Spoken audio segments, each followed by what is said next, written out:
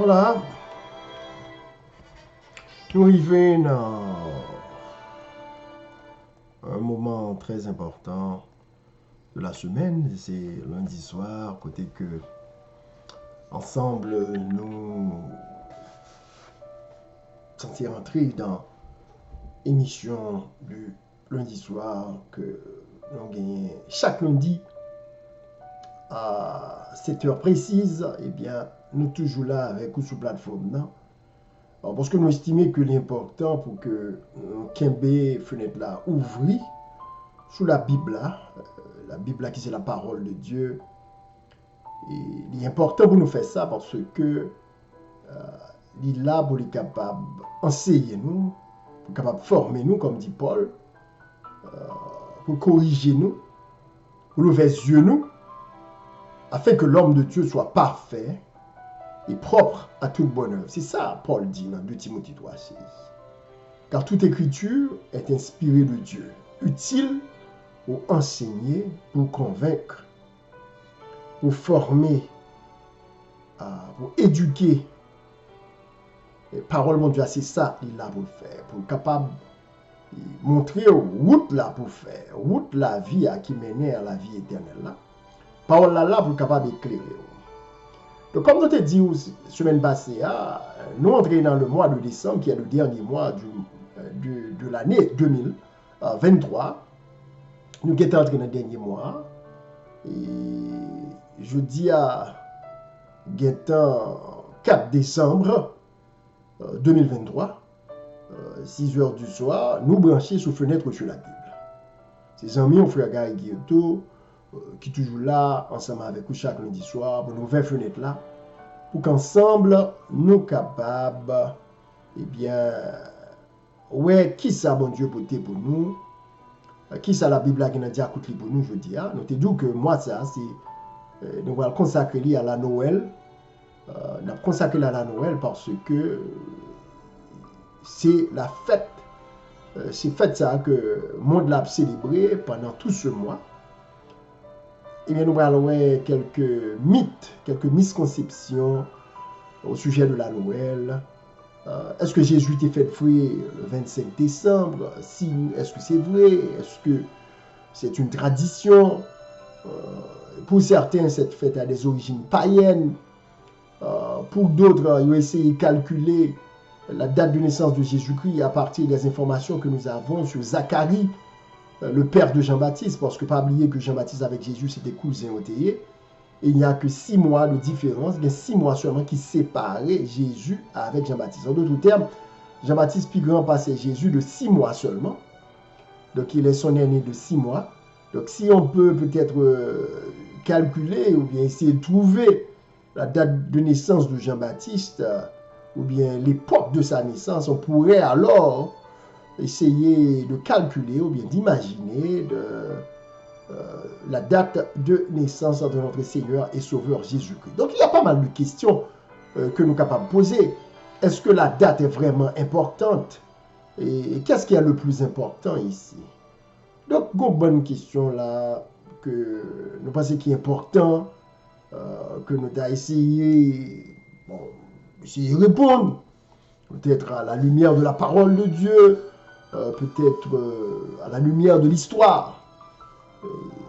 Et nous espérons que ces démarches que nous allons faire, non seulement on a commencé à cela, c'est toute une introduction, mais pendant tout ce mois de décembre, et nous espérons qu'on va trouver émission Fenêtre sur la Bible qui est dédiée à la Noël, qu'on va trouver intéressant, informative et capable d'aider et consolider foi. Donc, comme nous le faisons toujours, il faut toujours commencer par la prière. So we have to start with prayer. So we're going to bow our heads and close our eyes for a word of prayer. You always have to start the Bible, any Bible study with a word of prayer. We have to invoke the name of the Holy One. We have to call on the Holy Spirit so He can enlighten our mind and our hearts so we may be able to understand the word of God. So let us pray. On nous prier pour nous baisser tête nous, Seigneur. We thank you, God, for the opportunity to be here again tonight and to have another opportunity to study the Word, to open that window on the Word of God, on the Scriptures. So hopefully you will bless us with a better understanding of Christmas, with a better understanding of the meaning of the birth of Christ. So Lord, we pray that you will give us enough wisdom so we can comprehend the message that you have for us tonight. Father God, may you bless each and every one of us. Bénis nous chaque Seigneur qui a participé à fenêtre sur la Bible à soya. Et va permettre que nous capable de bénédiction pour nous tous, Seigneur. Oh Dieu, écoute nos prières, exauce-nous. In the name of Jesus we pray. Amen, amen, amen. Alors, voilà, le coup d'envoi est donné avec la prière. Parce que c'est comme ça pour nous toujours entrer dans la parole de Dieu. Donc, nous entrer avec la prière. Bien, mois de décembre, mois de la Noël, c'est un mois, le m'a songé, nous avons grandi à Haïti. Eh bien, nous avons pile souvenir de la Noël. Bah, oui, nous songez, nous avons pile belle chantée qui bat sur la Noël. Et qui est-ce qui était grandi en Haïti? Peut-être, you know, if you were born in Haiti, you grew up in Haiti, and you are around my age, you probably have some great memories of the month of December, and more importantly, December 24th, December 25th, December 31st. Those were days of great celebrations and festivities, and tout le monde content, attendez, joyeux Noël, Merry Christmas, Feliz Navidad. Okay, those are the songs, the popular songs that we grew up listening to during the Christmas time. Tu as également des chansonnettes françaises. J'ai oublié de chanter ça. Enrico Macias, côté que je suis chanté. Noël à Jérusalem, c'est le monde au pied de l'Éternel. Un homme à genoux m'a dit que tout a changé dans sa vie et que Jérusalem est descendu sur terre. C'est le bel chanter comme ça. Donc c'était une ambiance de fête, une ambiance de famille, côté que on a fait des cadeaux, des présents à ses amis, à ses familles. Côté que on a acheté des fresco, des pistachios sous chanma, ça boit crème, l'argent dans poche, tous les amis, tous les voisins qui viennent, qui passaient ouais famille ou qui passaient la caou, là un petit cop non mais on là, et pour même avec amis sous chanma, soit flâner. C'était une belle époque. C'était une belle époque. Donc, tout le monde toujours a un cadeau. Tout le monde a cherché Tonton Noël. You know, everybody was expecting that Santa Claus. En anglais, c'est Santa, il dit. En français, c'est Père Noël. En créole, c'est Tonton Noël. Tout le monde a un Tonton Noël. Parce que Tonton Noël va apporter des cadeaux. Tonton Noël va faire des étrennes. Donc, it's always been a time of great joy, and it's a time of the year where you have a feeling that there is joy, there is peace in the world. Chanté a dit ça, you know, Holy Night, que c'est une belle époque de l'année, c'est une belle époque de l'année. Cependant, et maintenant, ça, c'est la tradition. Mais la grande question qui se pose, parce que c'est ça fait que nous-mêmes, nous ouvrons fenêtre là sur la Bible. Et s'il y a cette tradition de la Noël qui t'a voulu que soit une période de fête, en période de joie, en période de paix, côté tout le monde de bonne humeur, mais laissez-moi vous dire que c'est pas pour tout le monde que les fêtes comme ça au cours de la Noël. Pendant la Noël, pour beaucoup de gens, eh bien, c'est une période de tristesse. Une période de tristesse parce que nous avons souffert avec solitude. Many people, not everybody is really happy around, you know, the holidays. Not everybody is in a good mood. Not everybody is in a spirit of festivity, of rejoicing. Parce que dans le monde que période ça tout, c'est période que tu perdu un monde qui était cher à eux-mêmes.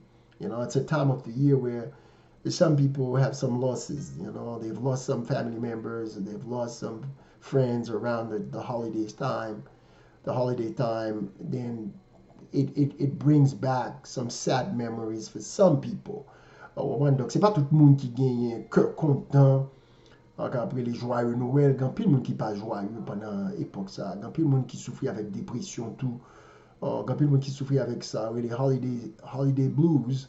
Ça veut dire que dans la période ça, on a plus tablé, sad, on a plus de chagrin que on a réjoui. Donc, la première chose que je voudrais porter à votre attention, c'est pas penser que peut-être que c'est tout le monde qui a un cœur content dans le moment ça, dans la période de fête ça.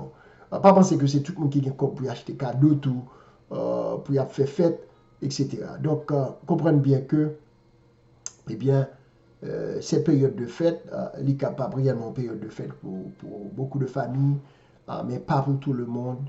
Donc, au même où tu as supposé conscient de ça, où tu as supposé sensible avec ça, pour réaliser que c'est pas tout le monde peut-être qui partageait ces sentiments, ces sentiments de fête, ou encore ces sentiments de festivité, si vous voulez, et autour de la Noël.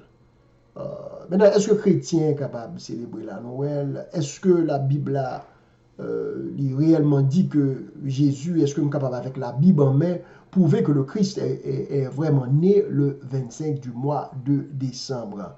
Eh bien, nous ne sommes pas capables de prouver ça, il n'y a aucune preuve, pas vrai, qui est capable de faire chita sur la Bible que Jésus-Christ est réellement né le 25 décembre.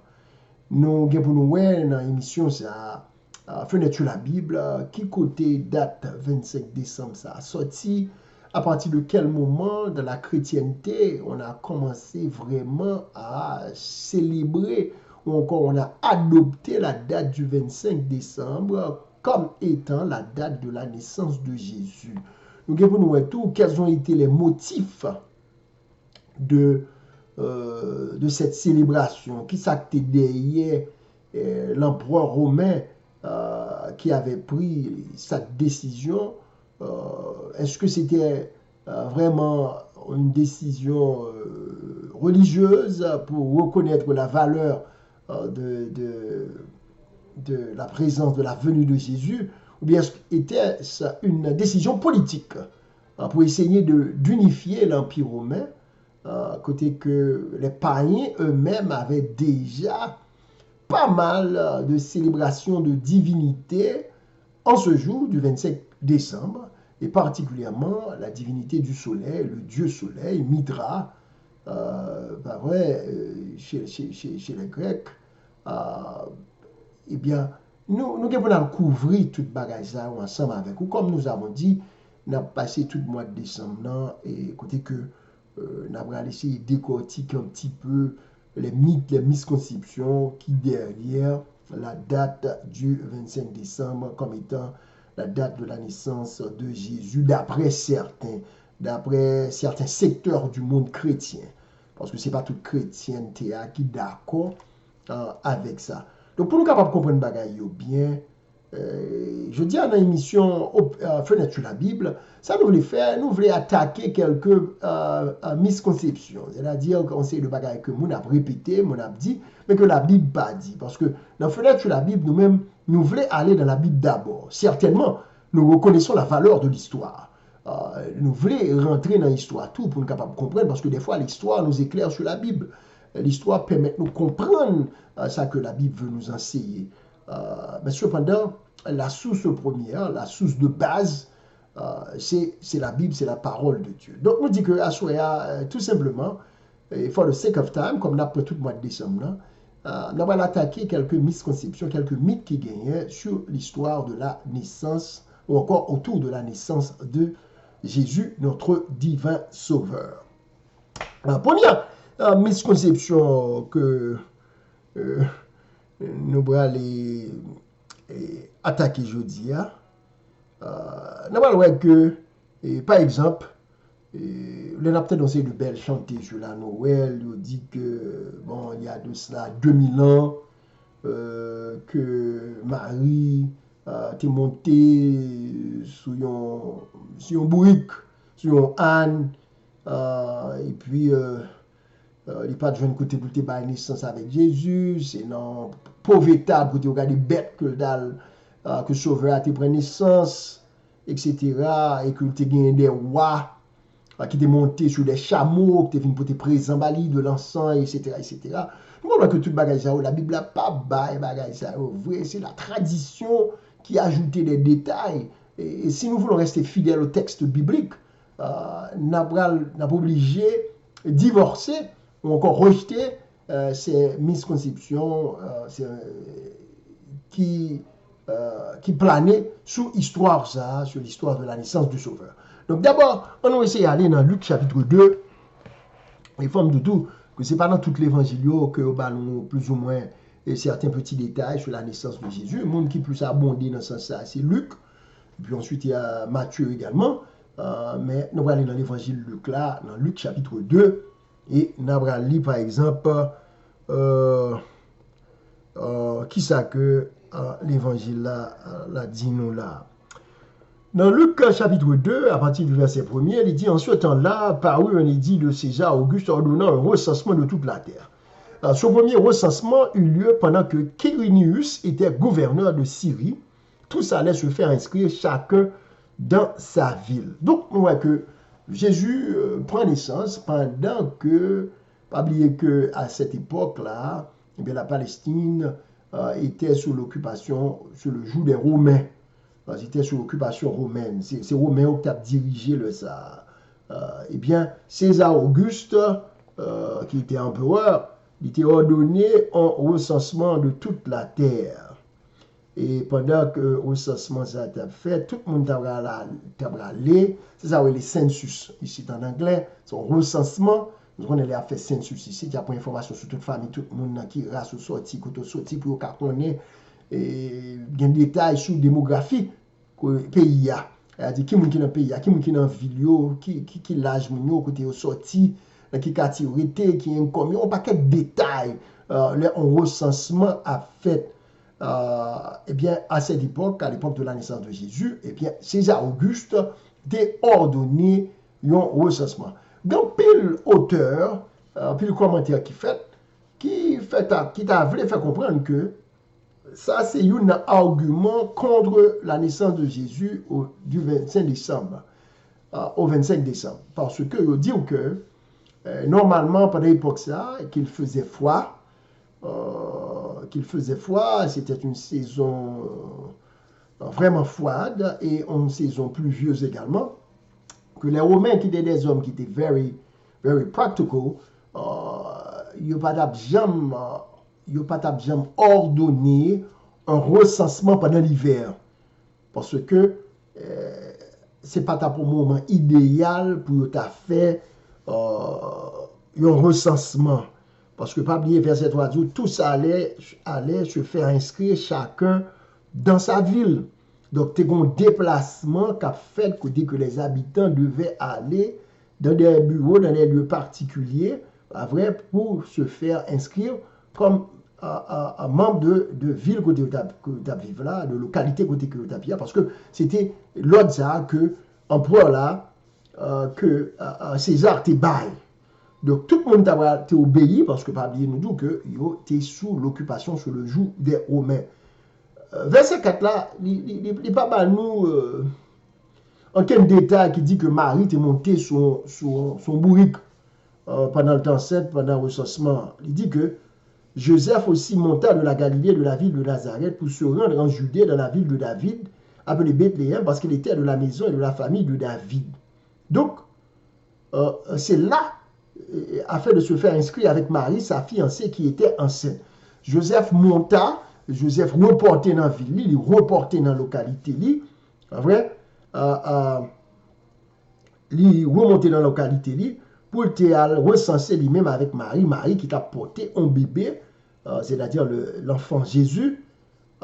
Donc, c'est là que Joseph t'a rendu pour recensement. Mais la Bible pas bail détail qui vous dit que, comme nous apprenons dans le cinéma, nous apprenons de tableaux, de peinture, donc Marie, te chita, son âne, son bourrique, et puis Joseph même te kembe code bout là, traîner madame li, parce que madame est enceinte, pour te aller dans le recensement. Eh bien, Bible là, pas fait mention de bourrique, que Marie te chita sous lit, quoi que ce soit. Deuxième bagage là, deuxième bagage là, nous voyons que, et verset 5 là dit nous ça que, afin de se faire inscrire avec Marie, sa fiancée qui était enceinte. Pendant qu'ils étaient là, le temps où Marie devait accoucher arriva. En d'autres termes, verset 6 là encore, il est censé retirer l'autre mythe, l'autre misconception gagnée.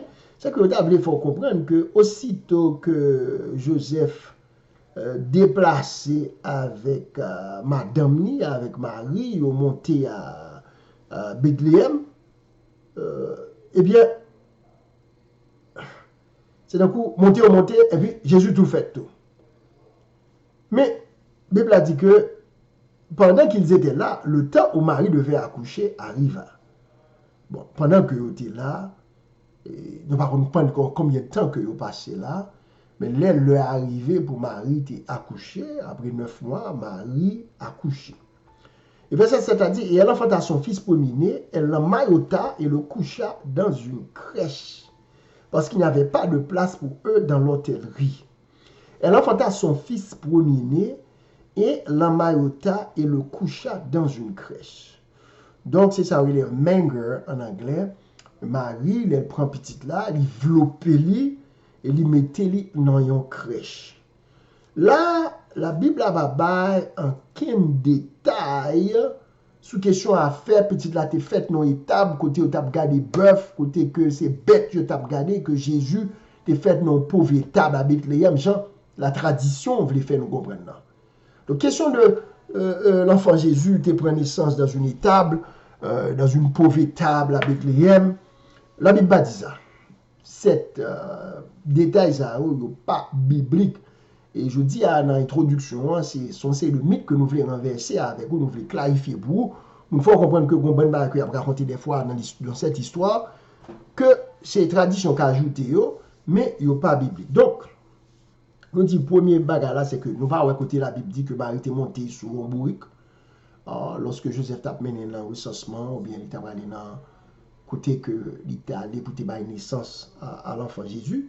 Deuxième bagage, il n'a pas dit que c'était une étable, c'était un côté où tu gardé bête que Marie a naissance avec Jésus, mais il dit que Marie t'a développé petit là, il mettait le nom crèche parce que il n'y avait pas de place dans l'hôtellerie, pas de cas descendre dans l'hôtellerie, mais il n'a pas dit qui bon. Maintenant, ce qui est important pour nous réaliser, c'est que il dit que Marie pas de côté, pas de place pour lui à l'hôtellerie. L'hôtellerie, hôtel, mot que utilisé là dans Luc 2, verset 7 là, c'est un mot grec, kataluna, qui t'a voulu dire chambre des invités, encore, mais chambre des invités, mais il y a des gens qui même dit que alors c'est tradition qui t'a fait comprendre que most likely comme il n'y a pas de chambre à l'hôtel, eh bien dans la chambre invitée que vous avez été c'était probablement chez des relatifs, c'est-à-dire chez des parents, chez des amis, chez des parents. Peut-être que c'est là que Marie était baille naissance avec Jésus, mais la question des tables parmi les animaux, il n'est pas biblique.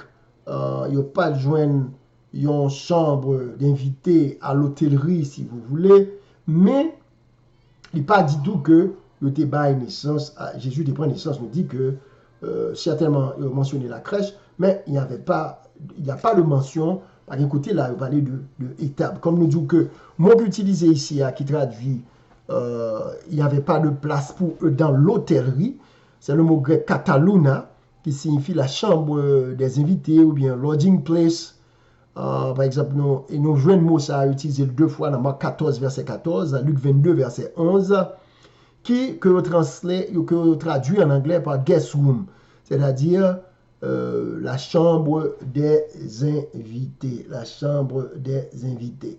Donc, deux mythes que nous dit que la Bible est là, c'est question a fait Marie t'es monté sur Anna, et c'est question a fait que Jésus t'est allé, eh bien, il fait parmi des animaux. C'est pas ça c'est pas détail ça, ce détail n'est pas biblique, nous pas ouais causer si là. Mais là, aller plus loin. Et dans le verset 8 là encore, on a regardé mythes toujours, ça veut dire ça qu'il a raconté dans l'histoire de chaque jour, et ça que la Bible a raconté. C'est ça qu'on a essayé de faire là avec vous. Il dit qu'il y avait au verset 8, dans cette même contrée, des bergers qui passaient dans les champs les veilles de la nuit pour garder le troupeau. Et voici un ange du Seigneur leur apparut, et la gloire du Seigneur resplendit autour d'eux, ils furent saisis d'une grande frayeur. Mais l'ange leur dit, ne craignez point, car je vous annonce une bonne nouvelle, qui sera pour tout le peuple le sujet d'une grande joie. C'est aujourd'hui dans la ville de David, il vous est né un sauveur, qui est le Christ, le Seigneur. Donc, voilà les bergers maintenant, l'enfant Jésus est né, pas dans une étable, mais dans une chambre d'invités, où ça, on ne sait pas, peut-être, mais on dit qu'il y a certains commentateurs qui disent que c'était chez des parents, des amis, des membres de la famille, qu'ils étaient abrités, parce que pas de gain au tête, ils pouvaient recevoir. Berger eux-mêmes, berger, c'est le monde qui a gardé moutons. La Bible dit que il y a des bergers dans les champs qui ont gardé moutons ou gardé troupeau pendant la nuit. Ça, c'est un autre argument que grand pile monde qui utilise pour dire que, eh bien, Jésus n'a pas de fait vrai 25 décembre. Pendant que tu fais fret comme ça, pendant que la pluie t'a tombé, en plus glacial, pendant que peut-être que tu as une petite neige qui a tombé tout, parce que c'est l'hiver, que l'hiver peut être très rigoureux. Donc pendant l'hiver, il n'est pas fin trop correct pour que dans l'époque ça, pour avoir besoin des bergers qui dans les champs qui prennent soin des troupeaux. C'est-à-dire comme tu as dit, eh bien, frais du dehors, berger regardez chercher côté au corps avec tout troupeau, avec tout mouton, parce que la température n'était pas favorable. Donc c'est un autre argument. Non seulement nous dit argument number one, c'est qu'il soit fait recensement. Lorsque César Auguste est l'autre pour recensement, il n'a pas fait sens pour il a choisi période ça, en période d'hiver. Et puis c'est dans cette période ça, il a fait recensement pour tout le monde monter, pour y aller recenser avec famille. Donc il va, n'a pas fait sens, il va accorder. Deuxième bagarre là tout, c'est que des bergers dans les champs, qui pètent tout pour, qui pensent tout pour eux, bergers ça n'a pas ta réellement dans les champs pendant la période d'hiver, pendant que le fait frais, pendant que le plus glacial cap tombé. Nous est que et berger eux-mêmes aussitôt que autant des nouvelles là, ils prennent décision pour y aller rencontrer avec petite ça qui fait là, parce que Jean là-bas en nouvelle il dit que bon sauveur qui naît, sauveur ça c'est le Christ, c'est le Seigneur. Et Jean même bayo précision dit que au verset 12, mais comment que n'a fait reconnaître lui, n'a trouvé lui emmailloté et couché dans une crèche.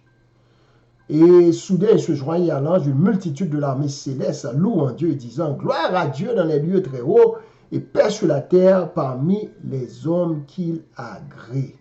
Ange là annoncé monsieur une bonne nouvelle. Il dit que eh bien dans la ville là le sauveur le Christ est né. Il dit au plus ragno à Bethléem.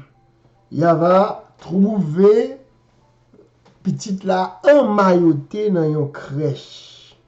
Et même côté à la Bible dit que berger rejoignent tête ensemble avec Zanjo, il y a bail bon Dieu gloire parce que yo te comprendre l'importance de la naissance de cet enfant, l'importance de la naissance de Jésus qui est Emmanuel, Dieu est avec nous. C'est le Messie, c'est la naissance du Messie. C'est que c'est un enfant qu'on attendait depuis des milliers d'années. C'est une promesse qui a été faite depuis le jardin d'Éden. Et pas mal de prophéties de l'Ancien Testament annonçaient la venue de Jésus. Donc, ce jour-là, cette prophétie s'est accomplie que Marie a donné naissance au Christ, au Fils de Dieu incarné.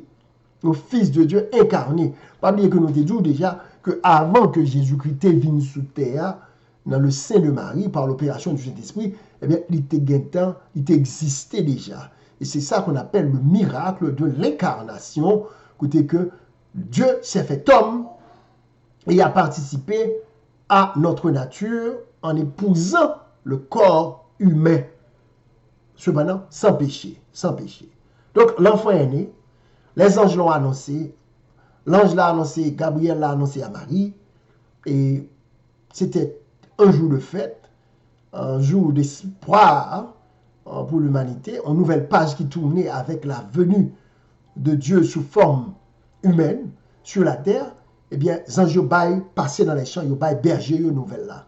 Berger eux même tellement content, ils dit yo sam piem sam manem babay, yo couri, yo descend pour y aller à Bethléem pour y aller chercher petite ça que les anges te dit que il va trouver lui en mailloté dans une crèche et sans que yo pour même ouais petite là même monsieur commencé à chanter à bailler bon Dieu gloire parce que te comprendre la et la valeur eh bien, de ce message, de te comprendre eh bien, ça que ça te voulait dire pour l'humanité avec la venue de cet enfant. Donc l'heure est arrivée, chers amis. Je veux dire, c'est juste une petite mise en contexte que nous avons fait. Donc nous disons que nous va continuer et la prochaine fois ensemble avec vous sur eh bien, l'histoire de la naissance de Jésus. Nous sommes gardé quelques misconceptions avec vous, peut-être que vous ne même réaliser ça.